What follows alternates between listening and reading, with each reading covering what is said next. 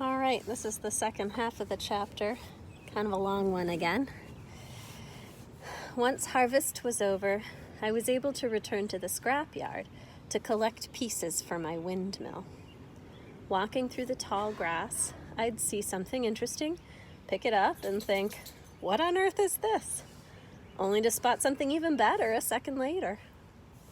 One day, while poking through the weeds, I found what looked like a four-wheel drive differential. The gears that send power to the wheels and allow the vehicle to turn. So I don't really know what a differential looks like, but I know what gears look like. I managed to pry off the casing with my screwdriver and discovered gobs of black engine grease. Every machine needs grease, I thought. I scooped it out into a plastic bag and stuck it in my pocket. That same day, I found a handful of cotter pins left inside a discarded hubcap. I don't really know what those are either.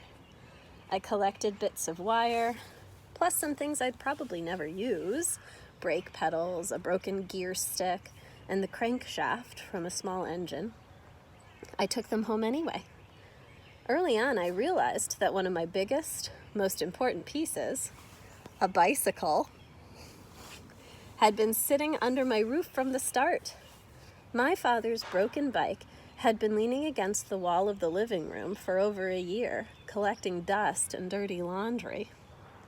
It had no handlebars, only one wheel, and its frame was as rusted as anything in the scrapyard. I'd offered to repair it many times, but my father always gave the same answer. There's just no money. One day I finally gathered the courage to ask him if I could use it for my windmill. I sat him down and explained the entire process, how the bike frame would make the perfect body and be sturdy enough to handle strong winds. I described how the wind and blades would act as pedals to spin the wheel and power the generator. Electricity, I said, spreading my arms like a magician. Water! Remember, he's going to try to make a pump to get water, right? My father just shook his head. Son, please don't break my bike. I've already lost so many radios. Besides, one day we'll use that thing. Use it for what? I thought. To ride 5 miles to buy kerosene for the lanterns that make us all sick? When you could have lights for free? Oh, it took so long to convince my father to give up that piece of junk. I must have begged for an hour. I have a plan, I persisted. Allow me to try. Just think, we could have lights. We could pump water and have an extra harvest. We'll never go hungry again. He considered this a while, then finally gave in. Okay, perhaps you're right, but please don't mess it up. I grabbed the bicycle and hurried into my room, where I leaned it against the wall with my other materials. Standing back, I realized how my room had come to resemble the scrapyard itself. All of my windmill pieces, the bicycle, tractor fan, shock absorber, and bearings, sat in a picture-perfect row, like in a museum. The rest of the floor, however, was covered with random greasy bits that spilled under the bed and piled behind the door. The room smelled like the inside of a transmission. You never know what you might need, I reasoned.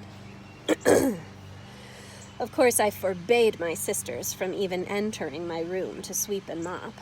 I was certain they didn't appreciate the value of a used muffler clamp or water pump. Who knows what they might sweep into the dustbin? But Mama told us to clean, they yelled through the door. I'll tell you when it's time, I answered. I'm busy. It rubs me the wrong way that the girls are cleaning his room for him anyway. When I wasn't in the scrapyard, I hung out at the library or sat in my hammock and read. At this point, my father felt so bad about my schooling that he no longer forced me to work in the fields. Got Josie back there.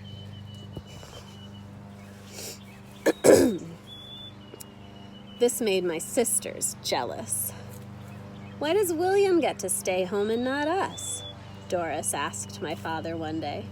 "Is it because he's a boy and we're girls? If he's staying home, so are we." "William has a project," my father said. "And if he's really wasting time, he'll be proven wrong eventually. You girls just worry about yourselves." With my father's blessing, I spent mornings and afternoons planning my windmill. I pored over chapters about electricity and explaining physics. I learned how it moves and behaves and how it can be harnessed. I reviewed sections on home wiring, parallel circuits versus series circuits, and more stuff on AC and DC currents. Back at the library, I renewed the same 3 books over and over until one day, Miss Cicalo raised her eyebrow.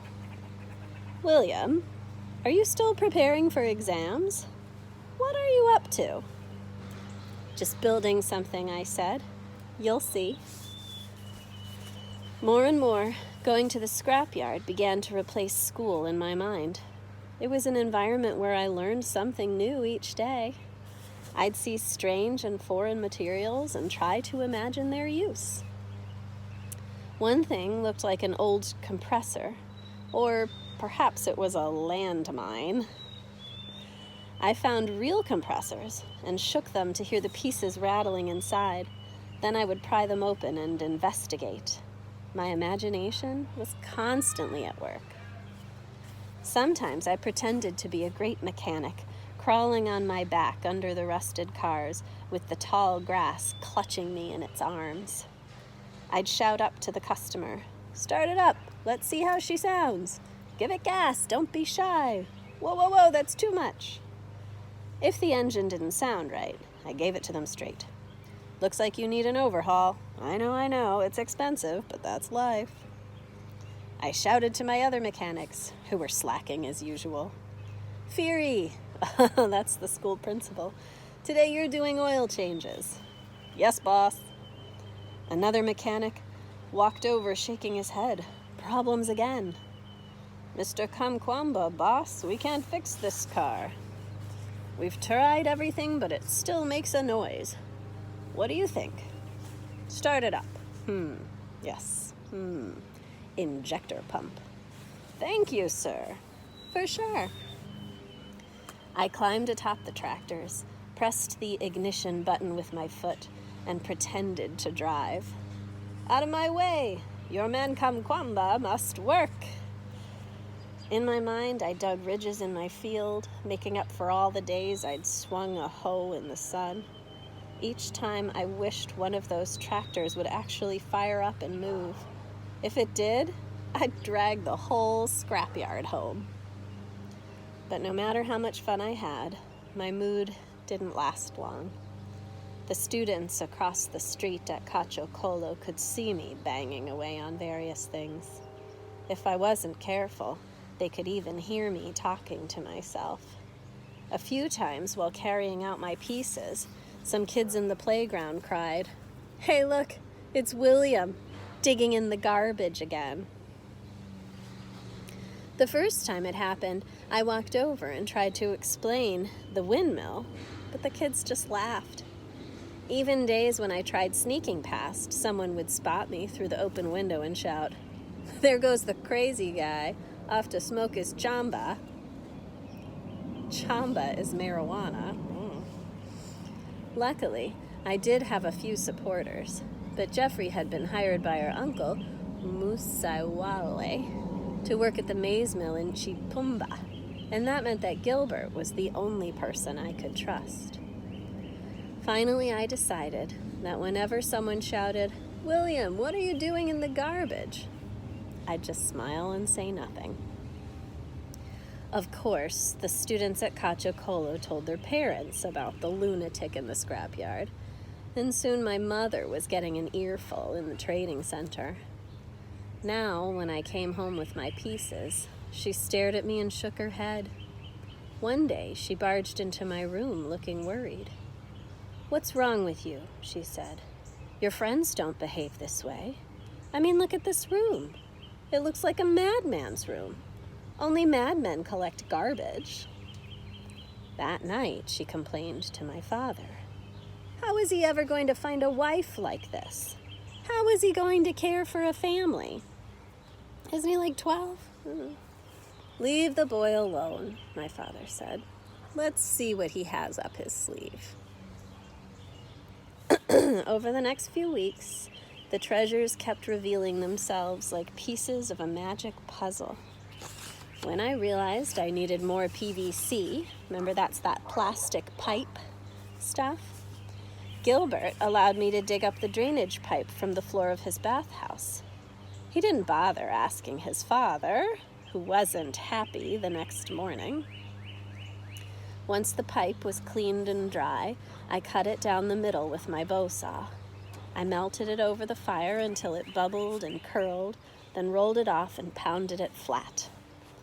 I then cut 4 blades, each measuring 4 feet in length. That's like as tall as you guys. Well, some of you are taller. I wanted to go ahead and connect the blades to my tractor fan, but I had no nuts and bolts. I spent the next 2 weeks in the scrapyard turning over every machine and piece of metal, but I only had a box end wrench, and it was too large for most of the bolts I found. Many were so rusted they stripped against the tool or refused to budge. I told this pathetic story to Gilbert one afternoon, and right away he offered to help. His father sometimes gave him money for working in their fields. That day, Gilbert walked to Mr. Dodd's shop with 50 kwacha and bought a sack full of screws, bolts, and nuts, all the perfect size for my windmill. I was so grateful. But I still had a problem. The metal pieces needed to be welded together to ensure they would hold. Welded means like melted so that they're the same piece of metal. We had no welding machine at home, and to hire a welder cost more money. I was stalled again. Then one day in the trading center, I got lucky. I was playing bawo with some friends when a man pulled up in a dump truck. He was from Kasungu and needed boys to help load some wood. "I'll pay 200 kwacha for the job," he said. I ran over, waving my arms. "I'll do it! I'll do it!" He motioned me into the truck bed, along with 10 other guys. I spent all afternoon throwing logs under the sun, tired, sweaty, and with the biggest grin on my face. With 200 kwacha, I could pay a welder for the first phase of work, connecting the shock absorber shaft to the bicycle's bottom bracket. That way, it could spin the crankset and chain and move the wheel. I also needed him to melt holes in the metal blades for the tractor fan so I could bolt the bigger PVC blades. Remember, again, you can go back to the pictures in the middle to try to get a picture of what some of this looked like. Mr. Goldston's shop was in the trading center under a grass-covered shelter. He used an electric welding box, ancient looking and made from wood, that plugged into the wall of his home with a long, patched-together cord. A crowd of people usually gathered around to watch him weld, myself included. The men would discuss the particular project, while the boys played in the shower of sparks that shot from his gun. If you're not sure how that looks, you could look up pictures of welding and see like there's a shower of sparks as they melt the metal. It's really cool. Even though I had money for the job, Godston laughed when I walked up carrying my pieces. "You want me to weld a broken shock absorber to a bicycle with one wheel?" he asked, mocking me. Others in the crowd joined in. "Oh, look, the madman has come with his garbage. We've been hearing about you." "Hey, he's not a man, just a lazy boy who plays with toys and refuses to work. He's misala." That means crazy. My face grew hot. I was so tired of hearing those words. "That's right," I said. "I'm lazy, Misala, whatever you want to call me. But I have a plan and I know what I'm doing. Soon, all of you will see." Then I turned to Godston and gave him the dead eye. "And to answer your question, mister," I said, "you heard me right. Weld the shock absorber to the bicycle and make sure it's not crooked. Go, William."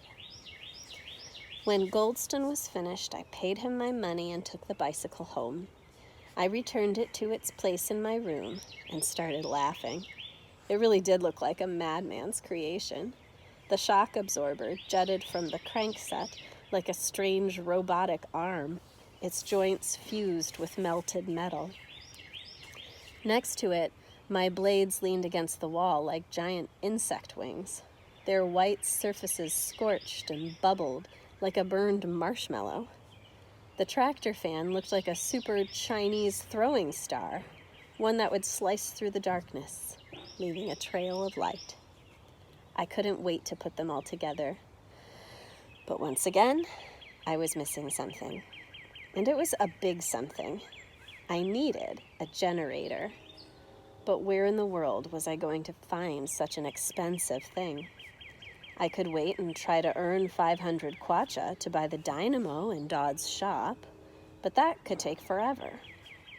The owner of the dry goods store had hired a permanent team of workers to unload his trucks, and jobs loading wood came only so often. So I went back to the scrapyard. I spent the next 3 weeks sifting through the grass like a bomb-sniffing dog, turning over every piece of metal in hopes of uncovering a generator I may have missed, or at least an alternator. Hadn't I seen several of those? Well, it turned out that I wasn't the only one looking for such things. Some younger boys from the trading center had also discovered the importance of electric motors. But instead of using them for science, they were just stripping out the wire to build toy trucks. I caught them one day as I entered the yard. I shouted, "Hey, you!" But they took off running.